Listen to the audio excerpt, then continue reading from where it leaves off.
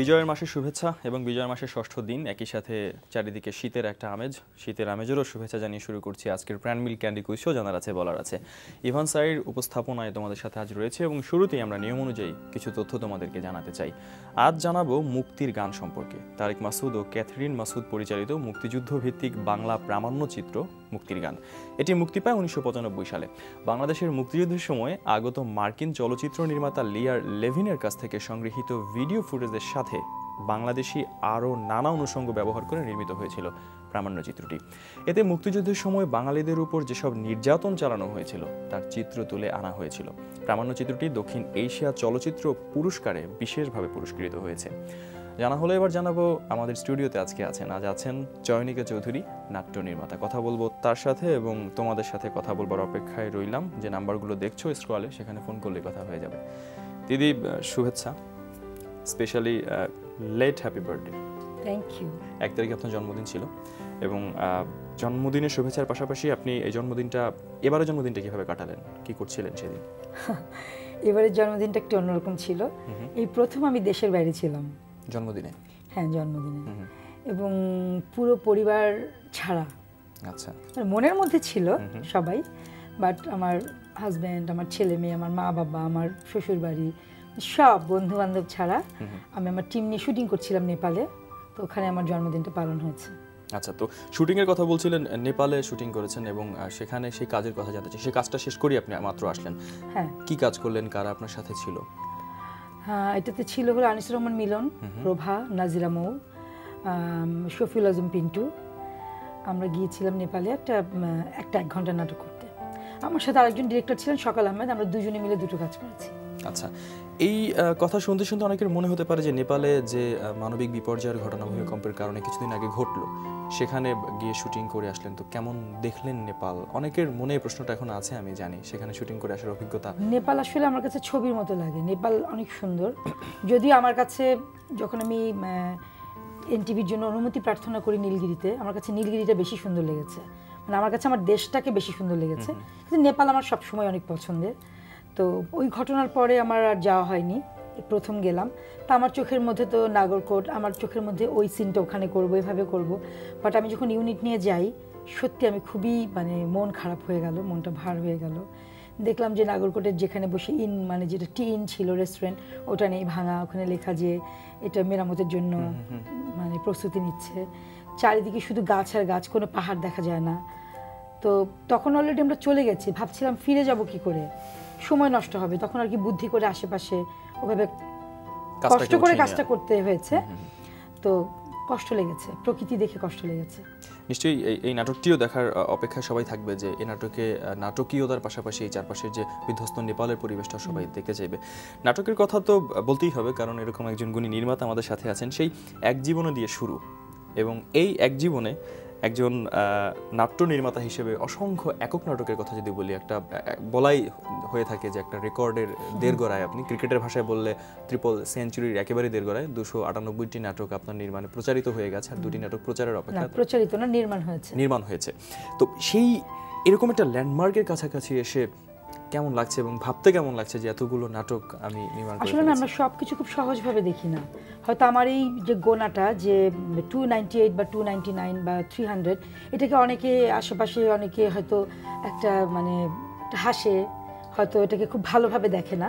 But আমি ছোটোবেলা থেকে খুব ডিসিপ্লিনড একটা মানুষ, এবং আমার এই গোনাটা কিন্তু একটা পত্রিকা ইন্টারভিউ দিতে গিয়ে আমার গোনাটা প্রথম হয়। তোমাকে ছোট্ট করে একটা কথা বলি, আমার একটা পত্রিকায় ইন্টারভিউ হওয়ার কথা, আমার 100তম নির্মাণ। তো আমি মনে মনে দেখলাম যে না, আমার তো 100 হয়ে গেল। ওই চলমান ছবি নাটকটার নাম অরুণ চৌধুরীর লেখা, একক অভিনয় করেছেন মাহফুজ আহমেদ। তো আমার ওটা ইন্টারভিউর সময়, ওটা যখন আমি নির্মাণ করবো তার আগে একটা পত্রিকা আমার বড় একটা ইন্টারভিউ করবে।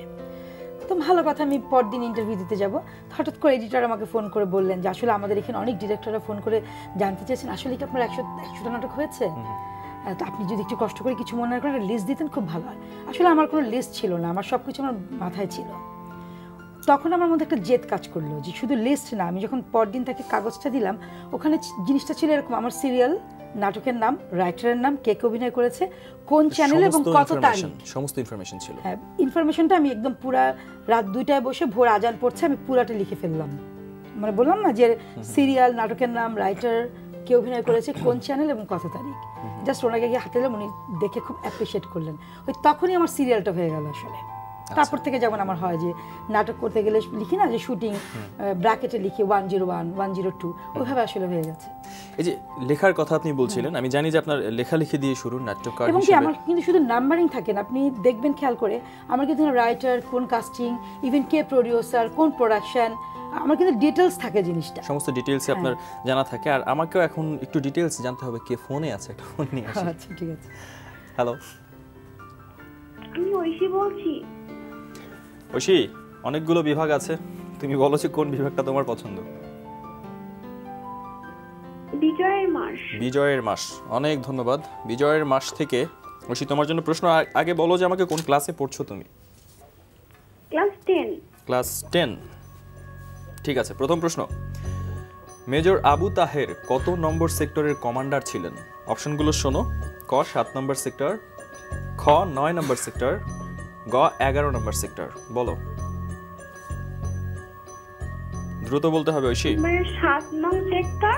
7 নং সেক্টর উত্তর আমি নিলাম, কিন্তু আন্তরিকভাবে দুঃখিত, সঠিক উত্তর নয়। সঠিক উত্তর হচ্ছে গ 11 নং সেক্টর। অনেক ধন্যবাদ। বলছিলাম যে লেখালেখির কথা আপনি যখন বলছিলেন, এবং সেই লেখালেখি দিয়ে শুরু, নাট্যকর হিসেবে 1998, আমি যদি ভুল না করি 98 আপনার শুরু, এবং সেই নাট্যকর হয়ে ওঠার গল্পটা, এবং আপনাকে দেখলে যেরকম একটা পুরোদস্তুর বাঙালিয়ানা, একটা ঘরোয়া মানুষ মনে হয়, সেই একজন প্রপার গৃহিণী থেকে শুরু করে আজকে একদম সফল নাট্য নির্মাতা চয়নিকা চৌধুরী হওয়ার গল্পটা একটু শুনবো। নাট্যকার হওয়ার গল্পটা আসলে খুব মানে আমার কাছে অনেক মেমোরেবল। কারণ আমি যখন আমার বিয়ে হয়ে যায় 90-এর গণতন্ত্রের যেদিন আমাদের এরশাদের পতন হয়, সেদিন আমার বিয়ে হয় কারফিউর মধ্যে। 3 ডিসেম্বর আমার ম্যারেজ ডে ছিল, 25 বছর হয়ে গেল। তো তখন আর কি আমি মনে হতো যে আমার সংসারটা করব সুন্দর করে। আর সন্তান জন্মের পর থেকে মনে হতো যে আমি একদমই বাচ্চা টেক কেয়ার করবো, সব কিছু আমি নিজের হাতে করব। তো ওদের জন্মের পর থেকে 8-9 বছর আসলে আমি কিছুই করিনি, একদমই একজন মা যেটা করে আমি সেটাই করেছি। তখন আসলে খুব ছোট্ট আমাদের বাসা ছিল। আমার হাজব্যান্ড আনন্দ বিচিত্রার জার্নালিস্ট ছিলেন, উনি খুব মানে অনেক আন্তরিকতা ছিল। তখন আসলে সময়টা খুব, সবাই তো এত ব্যস্ত ছিলাম না। তখন 4100 টাকা বেতন, 2100 টাকা বাড়ি ভাড়া, কিন্তু অনেক আনন্দ ছিল সবকিছুতে। তো ছোট ছোট 2টা বাচ্চা হয়ে গেল, ভাবলাম যে না, বাচ্চাগুলোকে টেক কেয়ার করবো, কারণ এটা সব থেকে একটা গুরুত্বপূর্ণ। এবং আমি মনে করি যত হাউস ওয়াইফ বলেন, আমি তো হাউস ওয়াইফ, আমি মনে করি এটা সব থেকে বড় কাজ। তো আমার হাজব্যান্ড যেহেতু লেখে, ও প্রতিদিন আসতো রাত্রে, গল্প করতো, এই আজকে এটা, কালকে এটা, আজকে অমুক গল্প। স্ক্রিপ্ট লেখার আগে গল্প করার একটা অভ্যাস ছিল, তো আমি স্ক্রিপ্টগুলো পড়তাম, ওকে পরামর্শ দিতাম, এটা এরকম করে করো না, এরকম গল্পটা এরকম হলে ভালো হতো। হ্যাঁ, আর বই তো পড়তে সবসময়, তো বই আগে তো বই না পড়লে ঘুমিয়ে আসতো না, এরকম। এই অভ্যাসটা অবশ্য আমার এখনো আছে, এখন কমে গেছে কিন্তু আছে। তখন স্ক্রিপ্টটা দেখে দেখে আমার মনে হলো যে কিছু করতে পারছি না, তাহলে আমি স্ক্রিপ্ট লিখি। তখন আমি একটা স্ক্রিপ্ট লিখলাম, নাটকটার নাম ছিল বোধ, তো মুক্তিযুদ্ধের মাসের একটা গল্প ছিল। তা আমি আমার হাজব্যান্ডকে বললাম, তুমি আমার গল্পটা একটু, আমার স্ক্রিপ্ট একটু পড়ে দেবে। তখন আমাকে একটা সুন্দর কথা বললো, যদিও তখন ওটা শুনে আমি খুব কেঁদেছিলাম। ও আমাকে কথাটা বললো যে দেখো, আমি যদি তোমার এই একটি স্ক্রিপ্ট পড়ে দিই, তাহলে তুমি আমার প্রতি ডিপেন্ডেন্ট হয়ে পড়বে, তোমার মনে হবে তোমার প্রত্যেকটা লেখা আমি পড়ে দিব, আমি তো তোমার এটা পড়বো না। আমার তো কি অভিমান, খুব মানে চোখ থেকে টপ টপ করে জল পড়ছে, খুব মানে একদম কান্না কান্না হয়ে গেলাম। তা আমরা একসাথে থাকতাম, আবুল হায়াত, শিরিন হায়াত, মানে আলটিমেটলি যেটা বলতে হয় যে ওনাদের কাছে আমার অনেক ঋণ। মানে আমার 19 বছর 2 দিনে বিয়ে হয়েছে, তো ওনারা মানে ওনারা একটা গার্জিয়ানের মতো, সেকেন্ড ফাদার মাদারের মতো একদম পুরাটাই। তো বিপাশাকে আমি পড়তে দিলাম, কারণ আমি ওর লেখার খুব ফ্যান। তো ও পড়ে জাস্ট আমাকে পরদিন বললো, চয়নাপা, 2টা শব্দ বললো, চয়নাপা অসাধারণ। ওর এই একটা কথা আমাকে অনেক উৎসাহিত করলো, এবং পরে আমাকে নাট্যকার বানালেন আমার খুব প্রিয় মানুষ, প্রিয় অভিনেতা মাহফুজ আহমেদ। তার বাণীচিত্র থেকে প্রথম নাটকটি এসেছে, এবং নির্মাণ করলেন ফারিয়া হোসেন, যার কাজ দেখে আমি শিখেছি।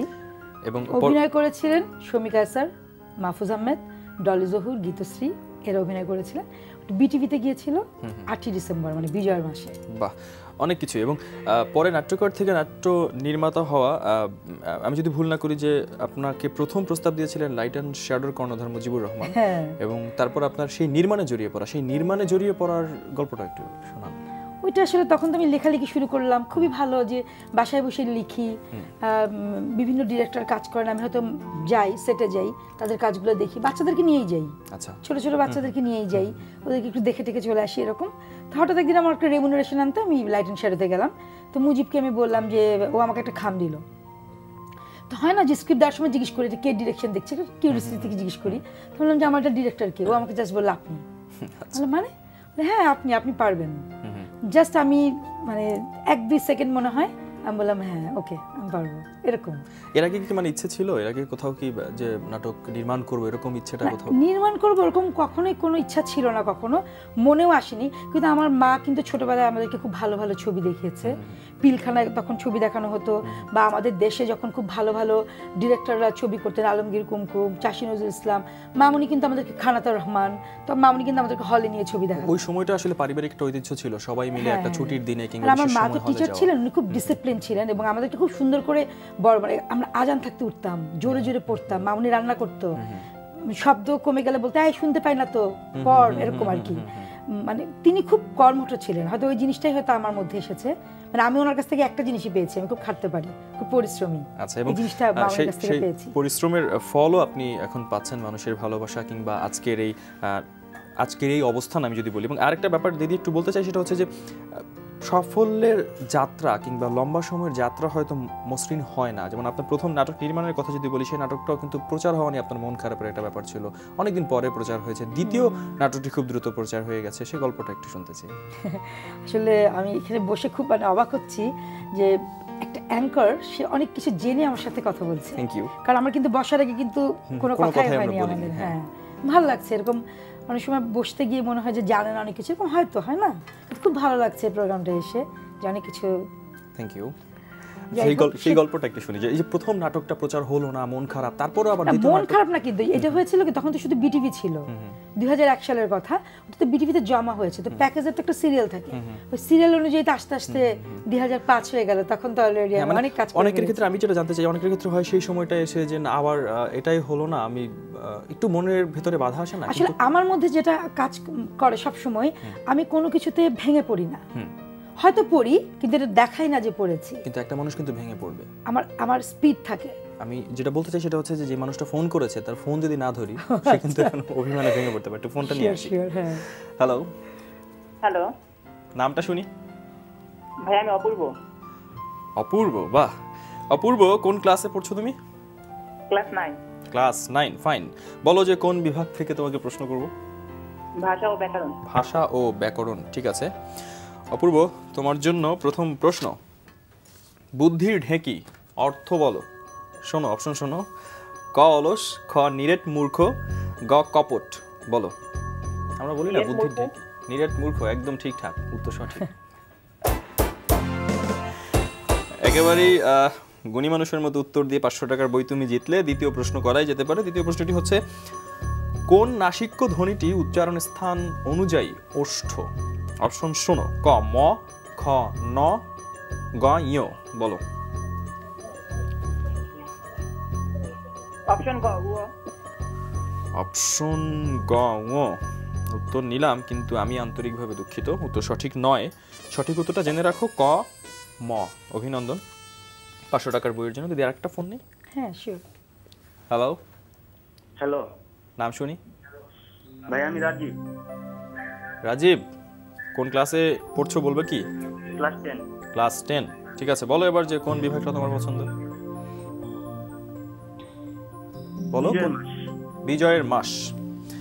বিজয়ের মাস দেখতে যে বিজয়ের মাসে সবাই খুব ভাষা, দেশপ্রেমটা যে প্রয়োজন, ভাষা ও ব্যাকরণ এখন বিজয়ের মাস। এবং ভালো লাগা নিয়েই বলতে চাই, তোমাকে প্রশ্ন করবার সাথে সাথে বিভাগটি শেষ হয়ে যাবে। প্রথম প্রশ্ন, মুক্তিযুদ্ধের সময় পার্বত্য চট্টগ্রাম, ফেনী প্রভৃতি এলাকা কত নম্বর সেক্টরের অধীনে ছিল? অপশন শুনে নাও। ক 1 নং, খ 2 নং, গ 3 নং। বলো। ক 1 নং। ক 1 নং, এবং প্রচন্ড আনন্দ নিয়ে বলতে চাই উত্তর সঠিক। অভিনন্দন, 500 টাকার বই তো পেলে। এবার দ্বিতীয় প্রশ্ন শোনো। 7 জন বীরশ্রেষ্ঠের মধ্যে প্রথম শহীদ হন কে? অপশন বলছি আমি। ক বীরশ্রেষ্ঠ মতিউর রহমান, খ বীরশ্রেষ্ঠ নূর মোহাম্মদ, গ বীরশ্রেষ্ঠ মুস্তফা কামাল। বলো। ক গ বীরশ্রেষ্ঠ মোস্তফা কামাল। গ বীরশ্রেষ্ঠ মুস্তফা কামাল। তোমাকে কি কেউ বলে দিয়েছে? না ভাইয়া, শিওর? শিওর। ঠিক আছে, উত্তর নিলাম এবং সঠিক। অভিনন্দন, 1000 টাকার বই হলো। এবার বলো যে তৃতীয় প্রশ্ন তোমাকে করব কিনা। ভাইয়া না পারলে কি হবে? না করলে কি হবে? আচ্ছা বলছি, তুমি যে 1000 টাকার বই জিতলে, এই প্রশ্ন যদি তুমি নাও এবং সঠিক উত্তর দাও, আরো 1000 টাকার বই তুমি পাবে। কোনো কারণে উত্তরটি ভুল হলে ওই 1000 টাকার বই থেকে যেটা পেয়েছো সেখান থেকে 500 টাকার বই রেখে দেওয়া হবে। না ভাই, আজকে খেলবো না। না, খেলবে না। ঠিক আছে। টেলিফোনে কে আছেন তার কথা একটু শুনতে চাই। হ্যালো, ভাই আমি সাদিয়া। তুমি কোন ক্লাসে পড়ো? আপু ভাই ক্লাস 10-এ। ক্লাস 10-এ। আচ্ছা, তোমার জন্য অপশন নেওয়ার মানে সুযোগ নেই, পছন্দ করো। ছবির গ্যালারি খেলতে হবে, ছবি দেখে উত্তর দিতে হবে। ছবি দেখো, ছবির এই পুরুষ টেনিস তারকার নাম বলো। অপশন শোনো। ক ডেভিড ফেরার, খ টমাস বার্ডিচ, গ মারিন সিলিক।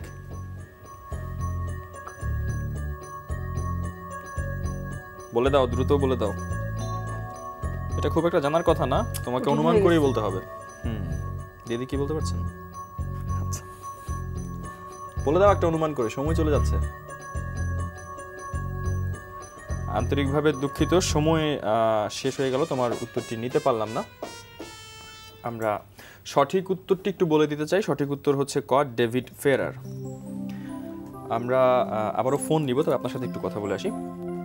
এই বলছিলাম যে অনেকগুলো বিষয় নিয়ে কথা বলতে চাই, এবার একটু ভিন্ন ধারায় কথা বলি, সমালোচনা নিয়ে কথা বলি। এতগুলো নাটক করলেন, সংখ্যায় তো অনেক বেশি হয়ে গেছে, এবং কথিত আছে যে আপনি একই ধরনের নাটক করেন, একই ধরনের নাটকে আপনাকে বেশি নির্মাণ করতে দেখা যায়, এবং কিছু বিশেষত্ব, অনেক অতি নাটকীয়তাও আপনার নাটকে দেখা যায়। একটু খণ্ডন যদি করেন আমাদের সাথে। আসলে সমালোচনাটা নেওয়া আসলে উচিত, কারণ সবাই তো আমার কাজ পছন্দ করবে এমন না, আবার সবার অপছন্দ করবে তাও না। নিশ্চয়ই আমার অনেক ফ্যান আছে। আসলে আমি প্রথমে নিজেকে জিজ্ঞেস করি আমার কি আমার কাজ ভালো লাগে। এটা হলো আমার প্রথম, মানে আমার নিজের কাছে নিজেকে ভালো লাগতে হবে এবং আমার কাজ আমার ভালো লাগতে হবে। আর সবাই যে বলে যে একই রকম কাজ, মেইনলি আসলে আমি ভালোবাসা জিনিসটাকে অনেক বেশি পছন্দ করি, কারণ আমি মনে করি ভালোবাসা ছাড়া আসলে কিছুই সম্ভব না। কাজটাও করি ভালোবেসে। আজকাল কিন্তু মানুষ ভালোবেসে কম কাজ করে। আমার ভিতরে যে জিনিসটা থাকে, আমি ভালোবেসে, অনেক বেশি ভালোবেসে কাজ করি। তো কাজ ঘুরে ফিরে একরকম ভালোবাসা থাকবে। আমি আসলে খুব বিনয়ের সাথে বলতে চাই, আমি যদি সারা বছর কাজ করি, আমি সব সেগমেন্টে কাজ করি। আচ্ছা, 21শে ফেব্রুয়ারি, 26শে মার্চ, মা দিবস, বাবা দিবস, নারী দিবস, ভ্যালেন্টাইন ডে। এবং আমি একটু আপনার সাথে যোগ করতে চাই যে একটি বিশেষ দিবসে একমাত্র নির্মাতা কিংবা নারী নির্মাতা বলতে পারি আপনাকে যে একটি বিশেষ দিবসের উপর আপনার নির্দেশনায় 12টি নাটক প্রচারিত হয়েছে বিভিন্ন চ্যানেলে। এটা একটা নিঃসন্দেহে অ্যাচিভমেন্ট, গ্রেট অ্যাচিভমেন্ট। এটা কিন্তু আমি বুঝতে পারিনি। এটা যেমন আমি ভালোবাসা দিবসের কথা বলতে পারি, আপনার এই নির্দেশনায় এই একটা দিবসকে কেন্দ্র করে বিভিন্ন চ্যানেলে 12টি নাটক। এটা আমার জানা নেই, তবে আমার মনে আছে যে 3টা নাটক আমার মনে আছে, যে একটা ভ্যালেন্টাইনে পরপর 2বার 3 চ্যানেলে 3টা নাটক গিয়েছে। বাট এখন কিন্তু আমি ভ্যালেন্টাইনকে ওইভাবে টার্গেট করে কাজ করি না। সারা বছরই নর্মাল, যেহেতু এটা আমার এখন পেশা, সারা বছর এভাবে কাজ করি। এবং যারা বলে যে আমি শুধু ভালোবাসার নাটক বানাই, ভালোবাসার নাটক বানানো অনেক কঠিন। আসলে কাঁদা অনেক সহজ, রাগ করে কথা বলা অনেক সহজ। ভালোবাসার নাটকে যারা অভিনয় করে এটা অনেক কঠিন, বানানোটা অনেক কঠিন। কারণ আমি তোমাকে ভালোবাসি, ফুল দিলাম, এটা কিন্তু ভালোবাসা না। আমি তোমাকে ভালোবাসি কথাটা বলার আগে আর্টিস্টটা কি করে, ওই মুহূর্তটা কি হয়। আমি তোমাকে ভালোবাসি কথাটা শোনার পর ওই আর্টিস্টের চোখে মুখে কিরকম হয়, সিচুয়েশনটা কিরকম কি হয়, এটা আসলে বেশি ইম্পর্টেন্ট। আমি মনে করি এটা বানানোও কঠিন, যারা অ্যাক্টিং করে ওদের জন্যও কঠিন কিন্তু। এবং আপনার নিজের সম্পর্কে একটি কথা আমার ভীষণ পছন্দ, এটা বলতে চাই। সেটা হচ্ছে আপনি নিজেই বলেন যে আমি আসলে আবেগপ্রবণ, সেই আবেগের জায়গা থেকে হয়তো কিছু ভুল কাজও করেছি, কিছু শুদ্ধ কাজও করেছি। সমালোচক যেরকম থাকবেন, পছন্দের মানুষও নিশ্চয়ই আছেন, এবং সেই পছন্দের মানুষ ধরেই বলি যে আপনি একজন সফল নাট্য নির্মাতা। এবং বিশ্বস্ত সূত্রে আমি জানি যে আপনি কিন্তু বলেছেন যে বিশেষ একজন যদি নির্মাণ করে, আপনি অভিনয়ও আপনাকে দেখা যেতে পারে। সেটা খুব সংক্ষেপে শুনবো, কারণ আপনি কোথা থেকে শুনলেন? এটা কোথাও নাই। এটা কি আমরা শুনতে পারি কিনা যে আপনি আসলে? না, এটা আসলে আমি বলবো না। আমার মনে মনে আমাকে আমি আসলে যখন 51 করেছিলাম মোস্তফা সরোয়ার ফারুকী, আমার কোয়ার্টিস্ট ছিলেন মাহফুজ আহমেদ, এবং একটা বোটানি ম্যাডামের খুব সুইট একটা ক্যারেক্টার। আমাকে প্রথম ফোনটাই দিয়েছিলেন আনিসুল হক, আমি তার খুব ফ্যান। তিনি আমাকে কল দিয়েছিলেন, তো আমি স্পেশাল অ্যাপিয়ারেন্সের 2টা পর্ব করেছিলাম।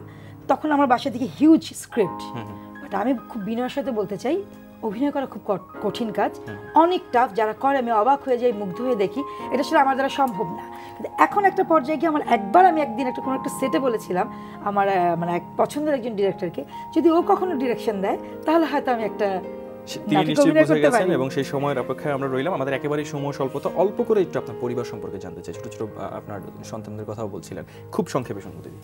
আমার একটা ছেলে একটা মেয়ে, অনুলেখা চৌধুরী সৃষ্টি, অনন্য প্রতীক চৌধুরী সূর্য। ওরা দুজন পড়াশোনা করছে। মেয়ে পড়ছে নর্থ সাউথে, বিবিএ পড়ছে, আর ছেলে এসএসসি পরীক্ষা দিচ্ছে। অনেক ধন্যবাদ। অনুষ্ঠান থেকে বিদায় নিতে হবে, তবে এই অনুষ্ঠানে আপনি এসে যেমন একটা নতুন মাত্রা যোগ করলেন, তেমনি করে অনুষ্ঠানকে আরেকটু নতুন মাত্রায় নিয়ে যেতে চাই। আপনার গান শুনতে শুনতে বিদায় নিব। তার আগে হ্যাঁ বা নায় উত্তর শুনবো। আপনি চলচ্চিত্র বানানোর প্রিপারেশন নিচ্ছেন কিনা, হ্যাঁ বা না? ধন্যবাদ। আমি শেষ করে আসছি এবং আপনার গান শুনতে শুনতে আমি অনুষ্ঠান শেষ করবো। অনেক ধন্যবাদ। একটি ঘোষণা সবার জন্য রয়েছে। প্রিয় দর্শক শ্রোতা, বিশ্বের যে কোনো প্রান্ত থেকে যে কোনো সময় এনটিভিতে সম্প্রচারিত সংবাদ ও অন্যান্য সকল অনুষ্ঠান উপভোগের জন্য লগ ইন করুন আমাদের পূর্ণাঙ্গ ওয়েব পোর্টাল www.ntvbd.com। আজকের মতো বিদায়। সবাই অনেক ভালো থাকো এবং আগামী দিন একই চ্যানেলে একই সময়ে হাজির হয়ে যাব জানার আছে বলার আছে নিয়ে, যে অনুষ্ঠানটি নিবেদন করছে প্রাণ মিল্ক ক্যান্ডি। দিদি, গান শুনবো। আচ্ছা, আমাকে বিনয়ের সাথে বলি, আবারও বারবার বলছি একই কথা, সেটা আমি ছায়ানটে গান গাইতাম সেই অনেক আগে। শান্তিনিকেতনেও গিয়েছিলাম পড়তে, শেষ হয়নি। আমি ফার্স্ট ক্লাস সেকেন্ড হয়েছিলাম। এখন এটা ভাবতে আমার খুব ভয় লাগে। রবীন্দ্রসঙ্গীত আমার সাবজেক্ট ছিল, বাট এখন আমি একদম গান গাইতে পারি না, আমার গলা একটা অসুখ আছে। কিন্তু গান শুনি, প্রতিদিন গান শুনি, ভালোবাসি গান। এত সুন্দর করে একটা মানুষ বললাম, দেখি 4টা লাইন চেষ্টা করবো, কিন্তু বেশি হবে। আমি একদম ক্ষমা চাচ্ছি। সবাই সেটা নিঃসন্দেহে বুঝতে পারছে। আমরা গানটা শুনি। আকাশ ভরা সূর্য তারা, বিশ্ব ভরা প্রাণ, তাহারি মাঝখানি আমি পেয়েছি মোর স্থান বিস্ময়ে। তাই